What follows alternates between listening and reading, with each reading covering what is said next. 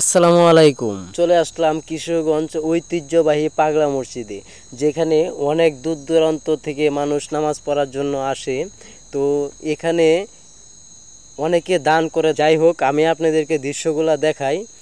এই সামনের দৃশ্যটা কেমন লাগতেছে অবশ্যই কমেন্টে বলবেন। আপনাদেরকে উপরে নিয়ে যাবো, উপরের থেকে দৃশ্যগুলো কেমন দেখতে এবং কি কতটুকু সুন্দর দেখা যায় সেটাই আমি আপনাদেরকে দেখাবো।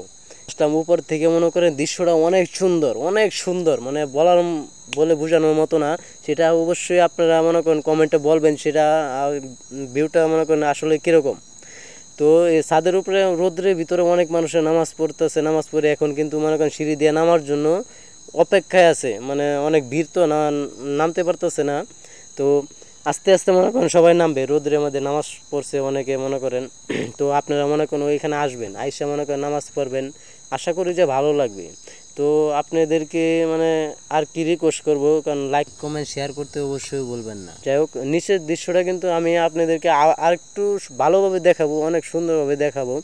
এই কিছুক্ষণ পরে আমি আবার নিচে যাব, নিচে যাই মনে করেন আপনাদেরকে নিচের দৃশ্যটা দেখাবো। তার আগে দেখেন, এই যে এখানে দেখেন প্রচুর মানুষ। এখানে সামনে মনে করেন সামনের জায়গাটায় পুরোটা জায়গা মনে করেন এরিয়া নিয়ে অনেক মানুষ কিন্তু নামাজ পড়ে। রাস্তাঘাট মনে করেন জ্যাম হয়ে যায়। এবার চিন্তা করেন কতগুলো মানুষ মনে করেন পাগলা মসজিদে আসে। তো আমি মনে করেন এই যে এখনই নিচে চলে গেলাম, এই যে দেখেন নিচে দৃশ্যটা আমি আবার সুন্দরভাবে আপনাদেরকে দেখাবো। আপনারা মনে করেন কমেন্টে বলবেন যে আসলে পাগলা মসজিদটা কতটুকু সুন্দর।